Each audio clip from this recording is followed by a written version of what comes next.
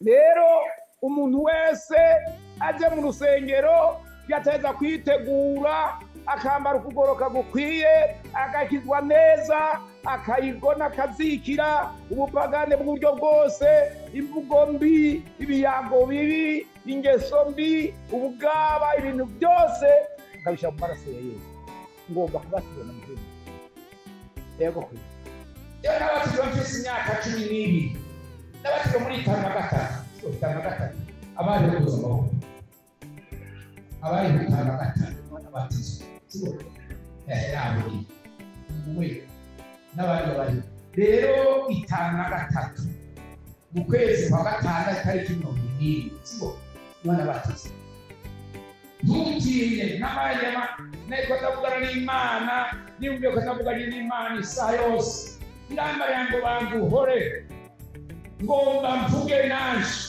aho rasenga narakumbirije ubundi je nguzanye inyishu ndamba y'amabanga komeye menshi cyane ndamba y'amasigo yacu ndamba yawe ntabwo amasigo y'agazuba nagenda ubucuga tugoya hanze bamuhavuga bagiye gupima basanga byaraduze uwo twari kumwe umukozi w'Imana wawe basanga byaraduze none ndiyango bati nizo wariye dasene Imana ndindo birote nabyo ngomba ibiringaniye icyo wangereye cy'ukuri nibibe bito bisumbana yambaye n'igihe cyanje abonye mekuru inzo ari hafi kuzo kujana zo urashakisha iminsi yo gukoresha roheze majambo menshi ijambo ry'Imana ni itara ijambo ry'Imana n'umuco umurikira ibirenge byanje mu nzira y'agakiza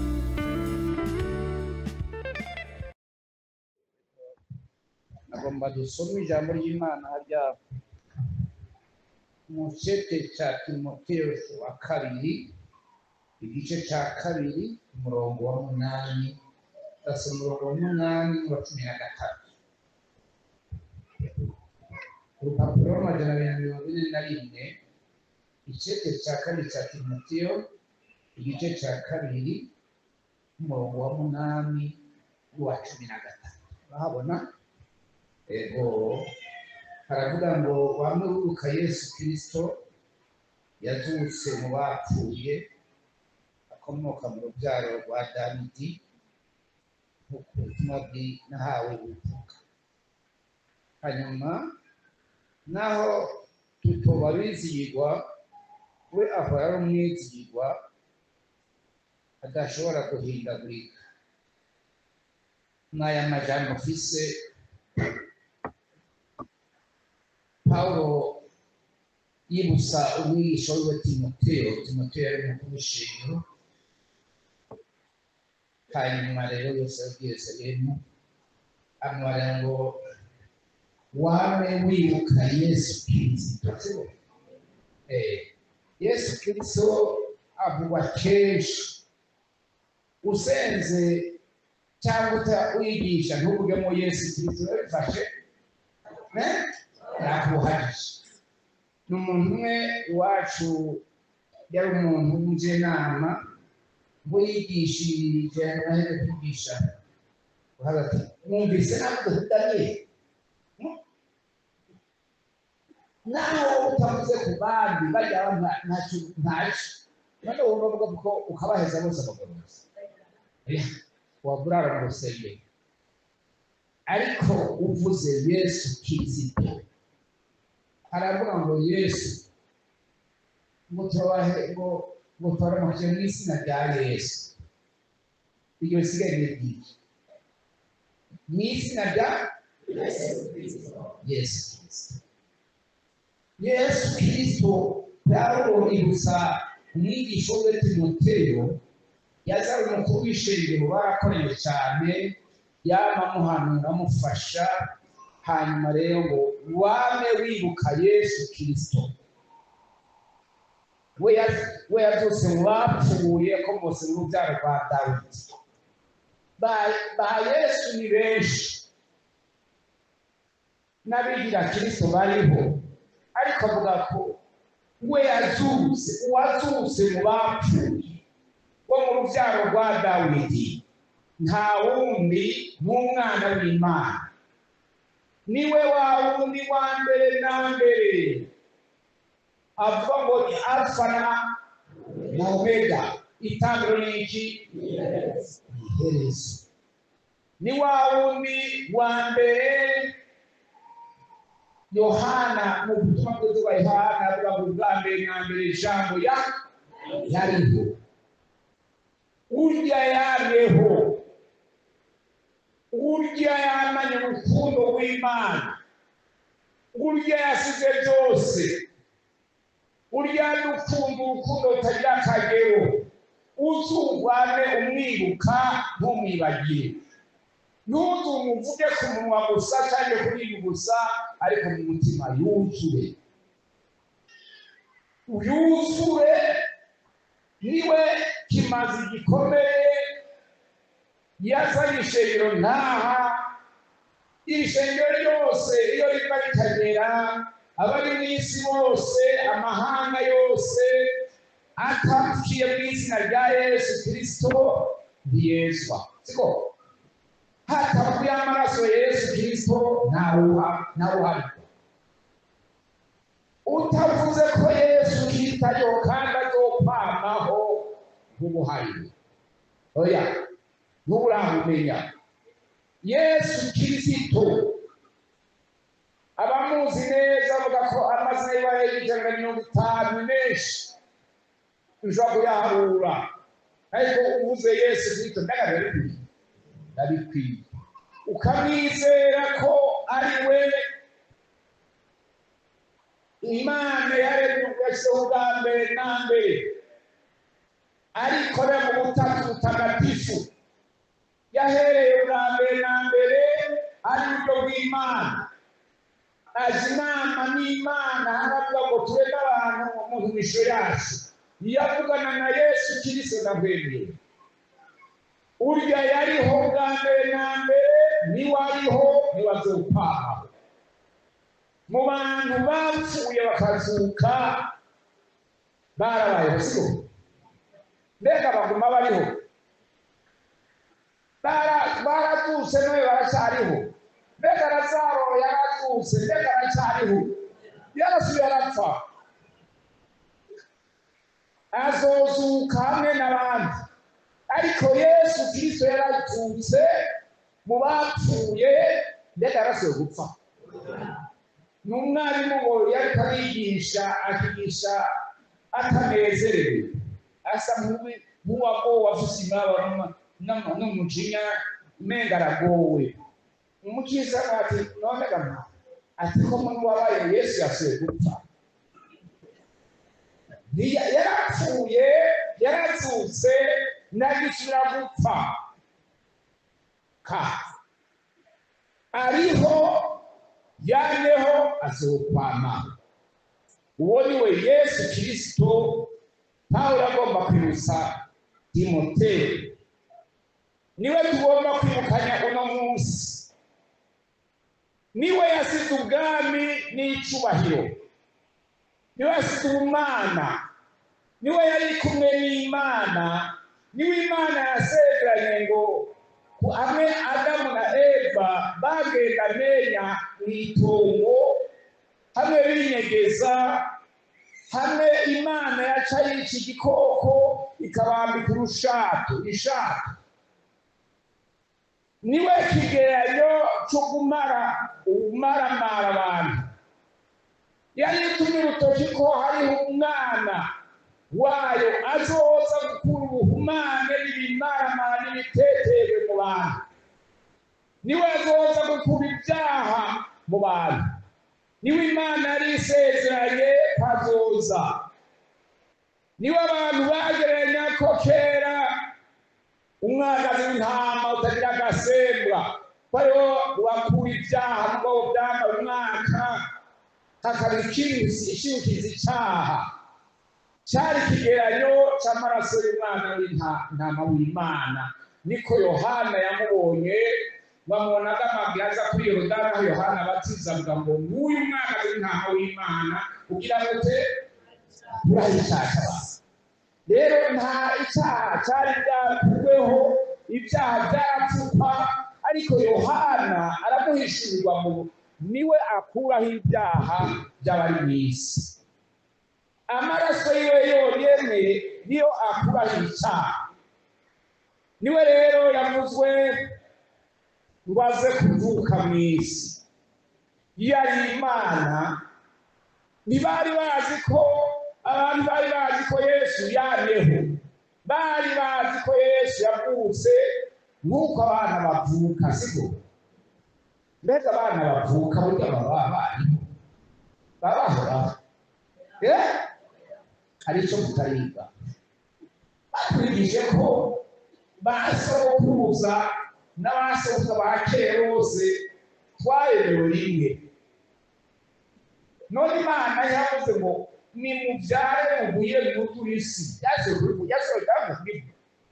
Yavuze ngo yeye gusa hajya ngo bariho bari bategetse kubaho n'ahantu barindiriye gusa baza barasohoka umwe kwisayi. Nta hantu bibonaga. Izo binyigisho z'amateoloji zishasha mutari. Baza baraza ariko ahantu Imana yamushyize mu ibanga ryiwe, aza arasohoka ku isaha yiwe ku mwaka wiwe, siko? Byaraheze kwera basi. Ariko Yesu Bibiliya avuga ngo yari Imana ikayangana nk'Imana. Hanyuma rero biravuga ngo yisiga ubusa. Harabaho ngo yisiga ubusa, yisiga ariyambura byose, yiyambura ubumana, yiyambura ubwiza, yiyambura ubushobozi, yiyambura ububasha, yikura kuzunguruka n'abamarayika, araza. Harya Bibiliya avuga ngo aza mu gitutu, siko? Umukobwa byaramuzazaniye, ingeri mabare ati uzobyara umwana w'umuhungu uzumwitege Yesu. Aricyo ntarabona, siko? Mwakibonye mwakibise Bibiliya kivuga kigumiza. Hanyuma rero ariko ngo araheza ngo avuga ati ubushobozi bw'Imana buzogutera ibitutu bituma we azogira ate azovuka. Yesu yaje mu gitutu, igitutu cyaje kiva mu ijuru. Yesu aza mu gitutu, umukobwa asaminga ashika ubusa. Bazi icyari cyo ashika ubusa, abayo akurirayo. Yari Imana, agira isaha yiwe yo kuvuka, kurya ababyeyi babyara, siko? None baba baramanye Imana, igihe cyabo kigeze arasaminda, siko? Akayigira ibanga, iminwa nayo imbere cyane ko hafi. Mariya nawe ntabyumva, ari umukobwa aciye ubwenge, kavuga akantu kameze akamusesema, cyangwa kumva imenga yogomba kubyivu, irya akaziheba, reka n'inyama ntazirye, akabyibuze. Cya gitutu cyaje n'ikintu, icyo gitutu cyarimo Yesu Kristo. Ubwo ni ngo rukundo Imana yakunze abari mu isi. Iyamuheba yari Imana, aritanga yari Imana, arashonga. Narasenze Imana ngo menye Kristo yaje. Yari Imana ikayangana y'ubushobozi n'ububasha, arashonga ashika ubusa, aza mu gitutu. Ntawamubonye ariko bivuga ngo azogutera igitutu, niko marayika yavuze.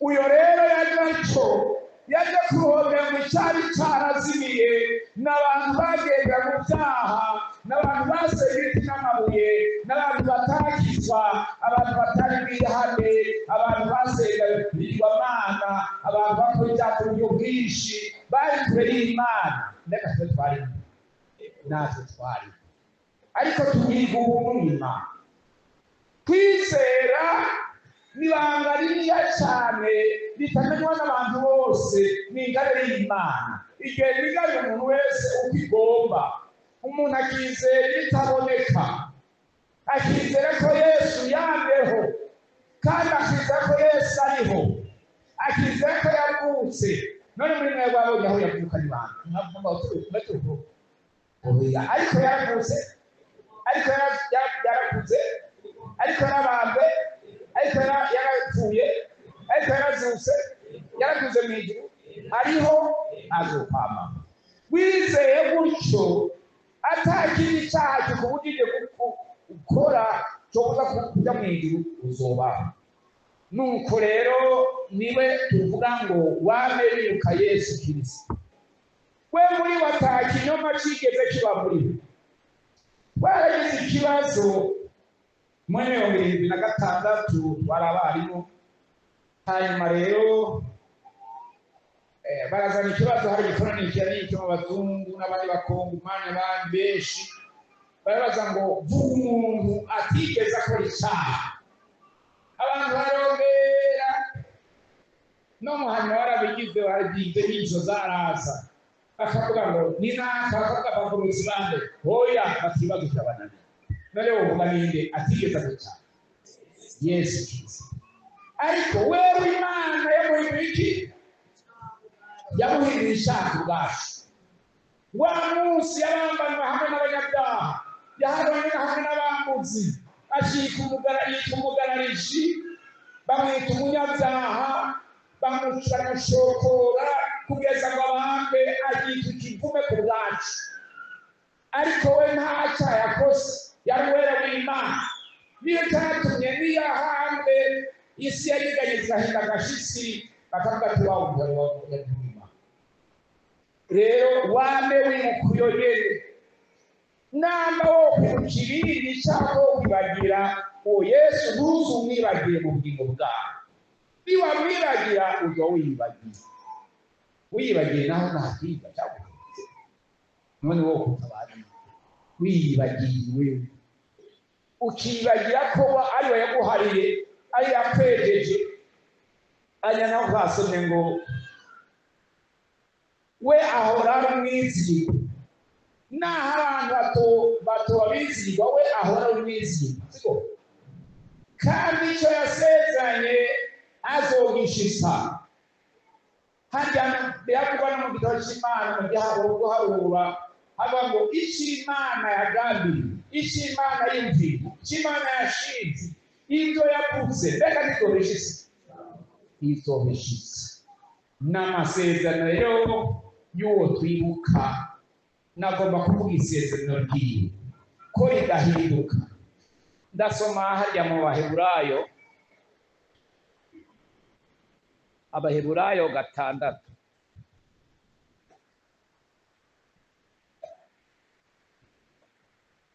6 dusoma hariya ku murongo wa 18 murabona 6:18 hari papuro rwa majana 251 hajya haruguru gatoya 6:18 havuga ngo kugira ngo bibiri bidahinduka ivy'Imana tabasha kubesheramwo biduheshe kurema cyane twebwe bashitse muri ubuhungiro bwo kubangiriza ibyizigiro byasi imbere yacu rero bibiri bidahinduka hariho bibiri bidahinduka bitigera bihinduka ivy'Imana tabasha kugira gute kubesheramwo nibiki bibiri bidahinduka indahiro ibyo Imana yarahiye ntibivuguruza ibyo amasezerano y'Imana uko Imana yasezeranye ko bingana izobishise hariho amasezerano Imana yagiye isezerana yarasezeranye ko Yesu azoza mu isi siko baramwishe bati araje ataraza arahabaza araza arakora icyamuzanye arabanga aracugura abantu bacururebe maraso harya bamucumita ngaha mu rubavu kwari kugira ngo bashise iby'Imana yasezeranye ngo nta n'igufa ryewe rizovunwa ababambwe bose bateza kubakenyagura amagufa bakibona bashize kuri Yesu basanga yacikanye basa nk'abagomba kumara ubute umusoda wacafata icumu aramuhura mu mbavu ntitwobuco tumukorera ariko byari byaranditswe ahura ngaha harindi mukayiki amaraso n'amazi yo kutoza ibyaha byacu ayo maraso n'uno munsi aracari ntiyaheze ariko n'umwumva amaraso y'umwana w'umuntu umwe nawe ariko yavuyeho ariko Imana yarayagwije n'amaraso akora mu isi yose imyaka yose ntawe uzahirwa ahagoherera mu isi yose mahanga yose n'amaraso Yesu niwe umuntu wese atekerejwe muri ayo maraso siko ukabona umuntu akwiyagije ntabwo ati Imana ikubabarira amaraso akwezi n'abahereje harya umuntu aza bagira mariage akagusaka gusengera mugabo ntabwo yo kuzobyara abakobwa bakusigiye ariko urumva ko biheze ariko kweri akaza gusenya ngo ahabwe umugisha akagusaka kuko abajambo bose ntabwo ati Imana urabaheze ntibabaha abakobwa n'abahungu siko abaheze niho bumva rero bati arasengera watashe wakashize none rero niyo umuntu yihana ahamagara amaraso niyo usenga udahamagara amaraso nibaza kutumukwisha kuko nta mwana w'umuntu agororoka ariko uvuga ngo amaraso nanyeze udusigaye twose muri gisanisho mpamagara amaraso yakunda se hariho abantu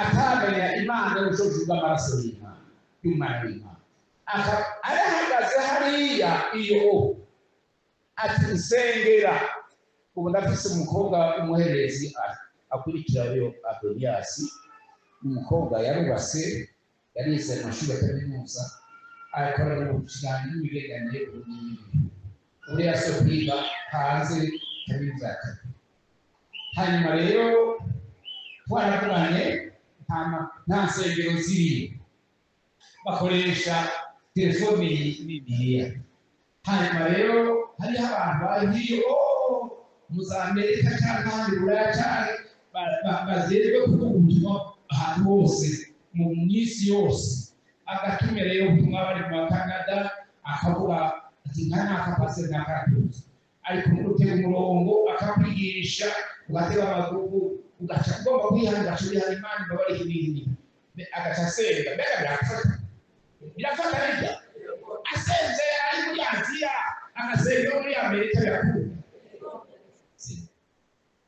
birafata cyayizira ko hariwe apfa gukoresha ayo maraso ya wameyuka Yesu Kristo yaduhari ibyaha urumva ibyaha birakuremera ariko duhamagaye Yesu Kristo byose anga wera uneangagurika umenga umuhizi uri bimenga umuye mu ijuru cyangwa muraduze byawarahari rero numvise isezerano ry'Imana rihinduka Imana ntibesha amasezerano yayo niki gisigaye mu masezerano y'Imana atarashiza timbarire ikitarashwa ningahe bisharashwa iriho tarashwa hari ibyo tukirindiriye siko turindiriki turindirizamo ariko ibindi byose byahejeje ibindi byose byarashise utabyakiriye ntiwabifashe iminengwe wabibasha bitinjiye neza ngo abyinshi abishe mu mutima abyinjiremo abyitwarike abikunde nibyo byarashize nagomba gusoma rero ijambo rimwe ngaha mu gitabo twavugishwa n'Imana Yoweri.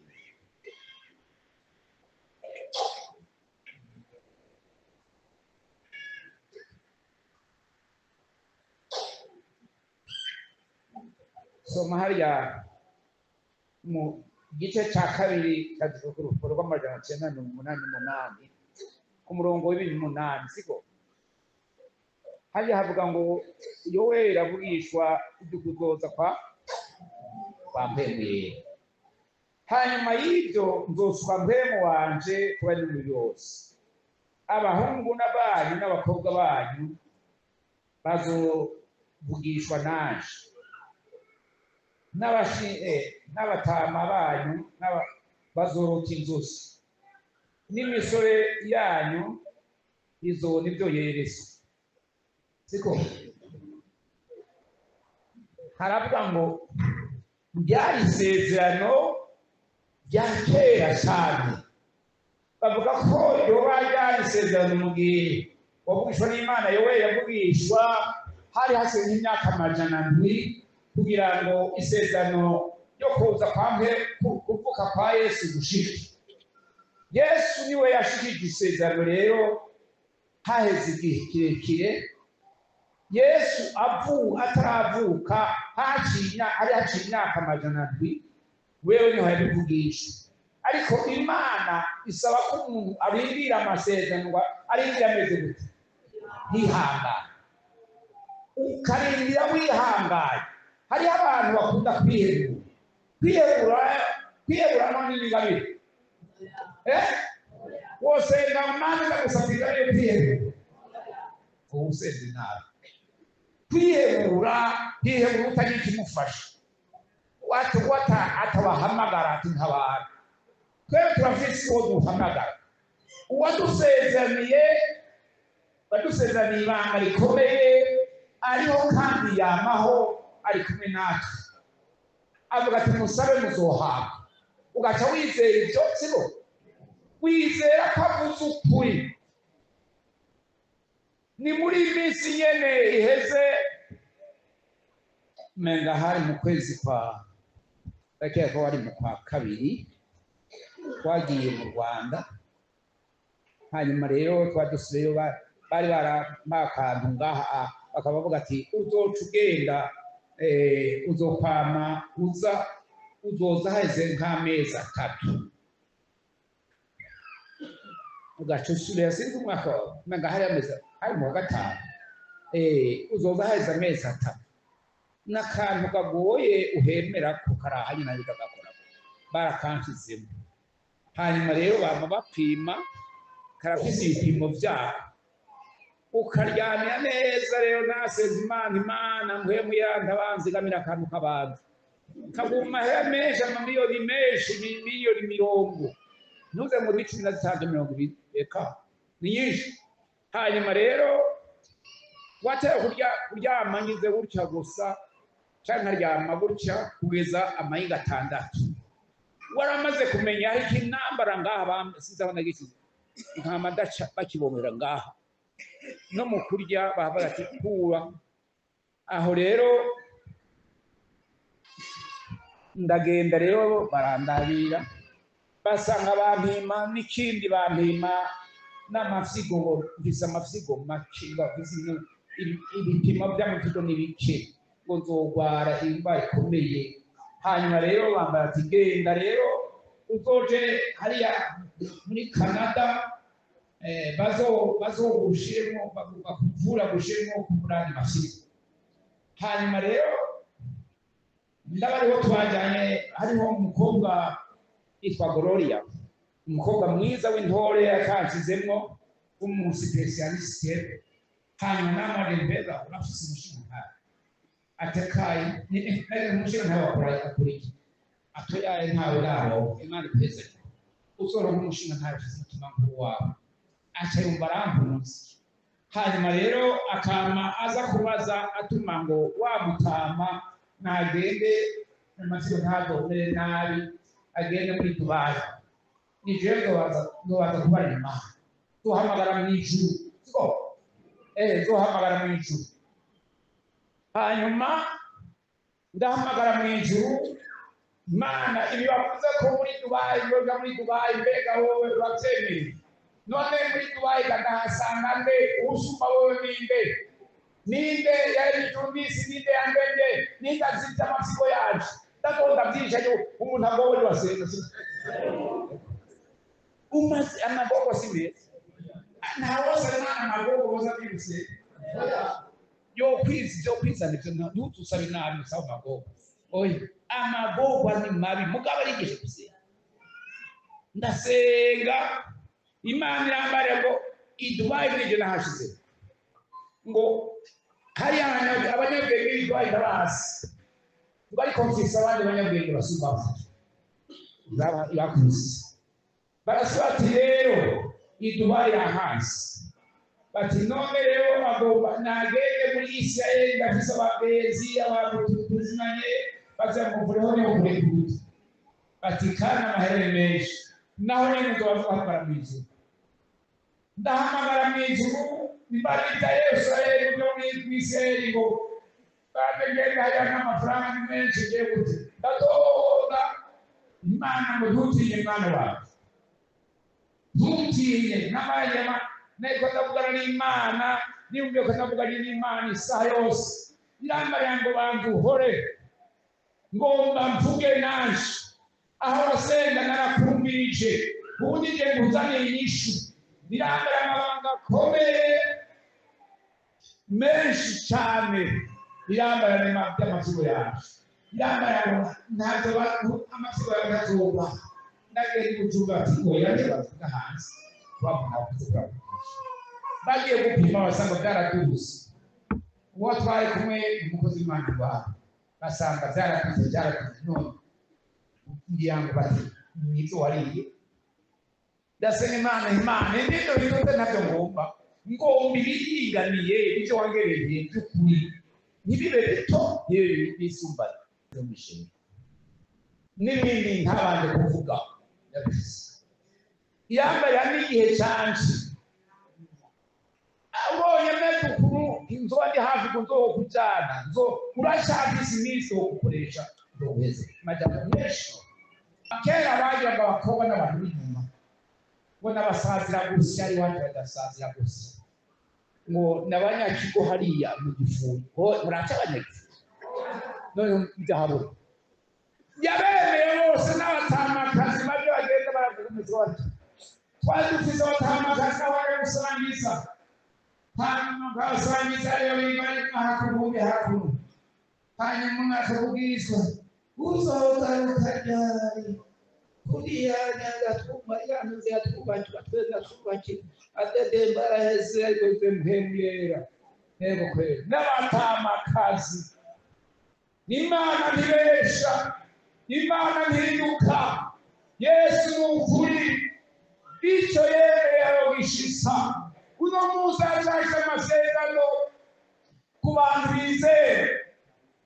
bantu bizera bari bambariye ingene abandi bakurwa amatsiko bagashika abandi amatsiko y'abandi bantu jewe tuhamagara mw'isi tuhamagara mw'isi none Imana yamigira neza mubiracagira neza Yesu Imana yakubwisha wabutora Imana ngo nzosuka urumva rero gusuka n'umuntu azakura byinshi nzosuka nabwo hari ikizibitiyo isuka ahantu hose ngacyo byasuka bigo guswanya hose n'ahandi ariko kiraza kirarengana umume kubera iki kirengana umuntu mbega kivugaye umuntu muto kwari muto ari umugabo yabura kwari umugabo mugufi kwari umusaza oya izozo mu bantu bose bari mu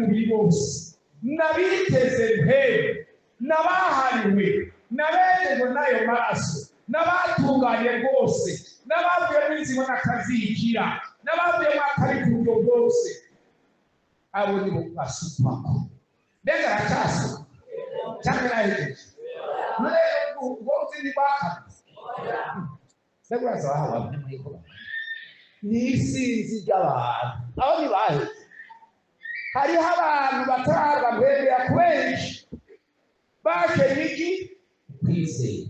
Biravuga yuko Imana iheze abantu bahabwa mpemu bingana n'uko wizera kwabo. Iyo wizeye buke uvugisha buke, iyo utagiye kwizera ntacyo wumva.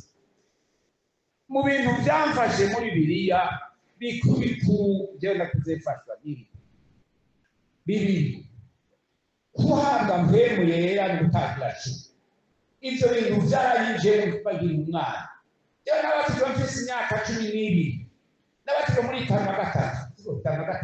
abari buzima abari 5 n'abatizwa naburi mwe n'abandi bari rero 5 mu kwezi kwa gatandatu tariki 20 sibwo none abatizwa cyane. Narakuze mpemye, narakuze gutangira shindu umwana ngora amafaranga 5 ku gitondo za saa sita, umugoro bagakura amafaranga 3.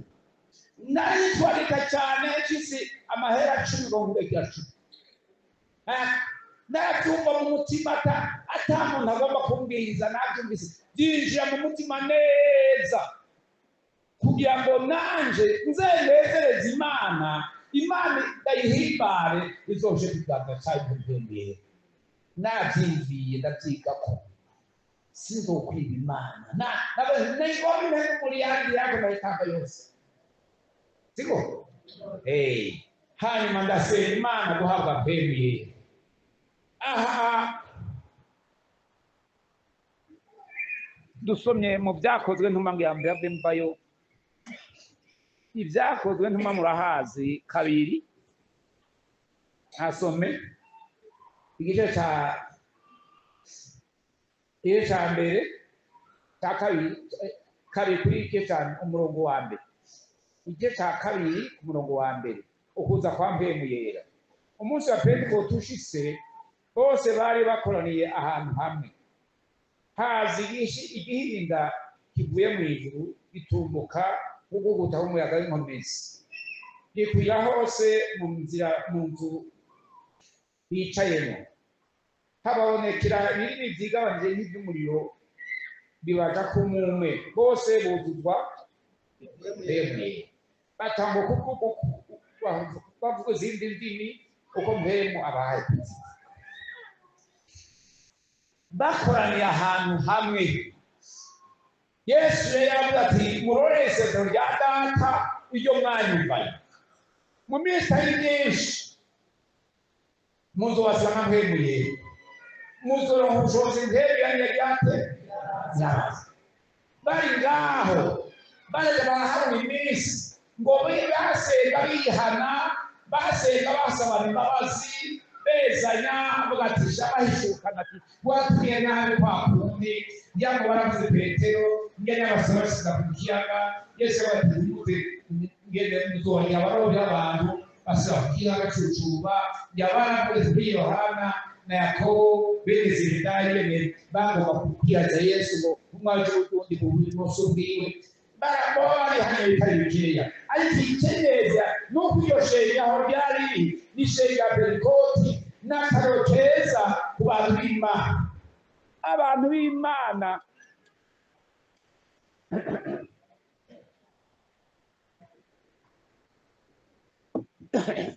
abantu b'Imana iyo bakoraniye hamwe baba bakwiye kuba bose bakabatse muri mpemu yera. Biba ari ibintu ngo n'Imana yabivuze ntibesha, bose bateza kubatizwa muri mpemu yera. N'amasezerano y'Imana itabesha yashinze yavuze yemeye siko ndindagurika ndabivugira aha siko. Imana ntiboneka nk'abantu. Ubona jewe mugabo ntubona hagati yanjye yavuga hagati muri mwe hari ari hagati w'umutazi ntiyaboneka, ariko arazwi ni Yesu Kristo. Rero umuntu wese aje mu rusengero yateza kwitegura akambara ukugoroka gukwiye, agakizwa neza, akayigona akazikira ubupagane bw'uburyo bwose, imvugo mbi, ibiyago bibi, ingeso mbi, ubugaba, ibintu byose akabishyira mu maraso ya Yesu ngomba kubatizwa muhemu yego kuri niho nanjye nashikiye mu kuja gukora Imana muri 59 niho nashikiye hanyuma ari umuntu azi gutangira 10 agapima neza ikintu cyose agapima neza abana bakamufasha yavuze abakobwa babiri batwaha baturaho abari mu nkabane ariko yari yaranyuze ntangira 10 aramwigisha ntiyangoye n'umunsi n'umwe umunsi umwe gusa yambaye ati igira 10 none ngo mbigira 10 rero ntaco wowe kingurira hanyene ku mwami wowe cyane ku rusengero siwa cyane mu bana hanyuma undi munsi ati ngo wowe n'ibijumba ngomba mbari nyene tanga ibijumba urabafise ibijumba byinshi ndashaka kubisoma ngo twaye byose ndamupimira ibiharuro bajya bizi ibiharuro barazi gupimira ndamupimira rero iki gice soro mujane ku rusengero ibisi by'ini kwawe kugira ngo ntibe na gatowe bishoboye naho umuntu yo kwihenda akaba akantu kamwe atazi kajya nako n'amaraso cyakeza siko rero cyo nagomba kuvuga ibyo bintu bibiri yarafashe umutima wacu ndarorera ko mpabwa mpemu yera numva ndumwana sinabwamenye mpemu yera batwije mu kavumbi wacu niyo mpemu yera y'urukiye bwa mbere mu Burundi bwose wacu mu kavumbi abakozi b'Imana bahabwe ni benshi rero ndumwana numva abantu bavuga nanjye ndacoka ngazane ngahumura amasubiza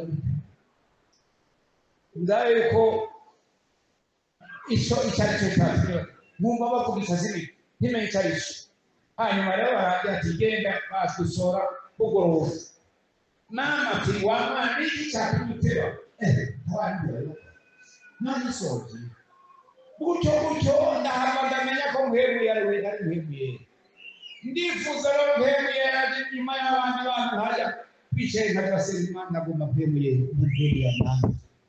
ndavanda kubishwa na mpemu ndagobwa mu ijambo rimwe cyangwa amajambo abiri baca ngoga niyo mpemu ngomba bandi kuzuba mpemu hajya kuzuba mpemu akavugishwa Imana gusabye mpemu n'ibyo mugabo nagomba mpemu yakabisha biranzamo byari ikintu cyose mu bintu bwanjye rwose ngo bwere singo umuntu mvugisha n'umunsi umwe nari mu runarose ndota niko ndagenda ndi ahantu niko n'abandi bahungu sinagenda n'abahezi n'abasize nseruka mu gisagara kirimo amashuri nabivuze n'aha hanyuma mbona abantu abantu babiri bagati uriya muntu uramuzi reka ni Yesu ndagiye mu ijuru ndagiye mu ijuru ariko Imana Yesu yaziganje mu kanya gatoya numva naguye hasi arambara ngo genda mwana wanje ndoguha amazi y'isoko